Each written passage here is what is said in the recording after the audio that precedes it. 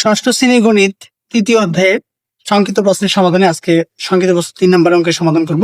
বলছে মান নির্ণয় করার জন্য 47 minus first bracket minus 7 minus into first bracket minus 65 plus into minus 25। এবার মান নির্ণয় করতে গেলে যদি ব্র্যাকেটের আগে বা বন্ধনী চিহ্নের আগে মাইনাস চিহ্ন থাকে তাহলে ভিতরের চিহ্নটা পরিবর্তন হয়, প্লাস চিহ্ন থাকলেও যদি ব্র্যাকেটে মাইনাস থাকে চিহ্ন পরিবর্তন হবে।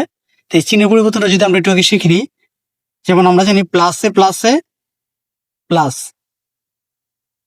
মাইনাসে মাইনাসে হচ্ছে প্লাস, আবার মাইনাসে প্লাসে হচ্ছে মাইনাস, আবার প্লাসে মাইনাসে হবে মাইনাস। তাহলে এবার আমরা যদি সমাধানটাতে যাই, আমরা এই যে গুণ করার আগে নিয়মগুলো জেনে নিলাম যে প্লাসে প্লাসে প্লাস হয়, মাইনাসে মাইনাসে প্লাস হয়, মাইনাসে প্লাসে মাইনাস হয় এবং প্লাসে মাইনাসে মাইনাস হয়। তো এবার আমরা অঙ্কে যাব। অঙ্কে প্রথমে আছে 47 আগে কোনো চিহ্ন নাই, তার মানে এটা প্লাস চিহ্ন। এবার এই যে মাইনাস এই মাইনাস, তার মানে মাইনাসে মাইনাসে হয়ে যাবে হচ্ছে প্লাস 7। আবার এই মাইনাসে মাইনাসে হয়ে যাবে কি প্লাস 65।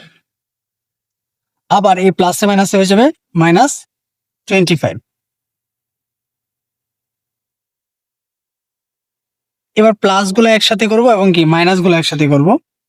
প্লাস গুলো যদি আমরা একসাথে করি, এখানে 47 আগে প্লাস চিহ্ন, 7 আগে প্লাস চিহ্ন, 65 আগে প্লাস চিহ্ন, তাহলে এই প্লাসের গুলো আগে আমরা একসাথে তিনটা একসাথে যোগ করে নিব। তাহলে তিনটা যদি আমরা একসাথে যোগ করি, যোগ করলে যোগফল হবে হচ্ছে 119। আর এখানে আছে মাইনাস 25, একটাই সংখ্যা যেটা আগে মাইনাস চিহ্ন আছে। এবার 119 থেকে যদি আমরা 25 বাদ দিয়ে দিই, 9 থেকে 5 চলে গেলে হচ্ছে 4,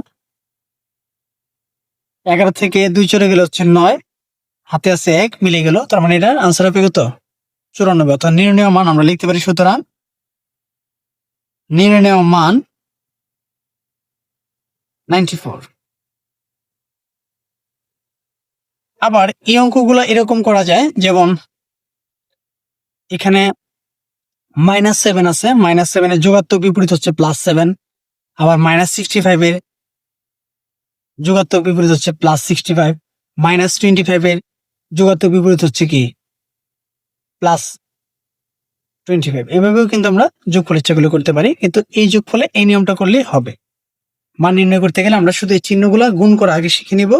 চিহ্নগুলো গুণ করলে আমরা চিহ্ন গুণ করে তারপর কি সংখ্যাগুলো যেগুলো আগে প্লাস আছে এগুলো প্লাসগুলো একসাথে যোগ করব, যেগুলো আগে মাইনাস আছে মাইনাসগুলো একসাথে যোগ করব, তারপর বিয়োগফলের কাজটা করে নিব।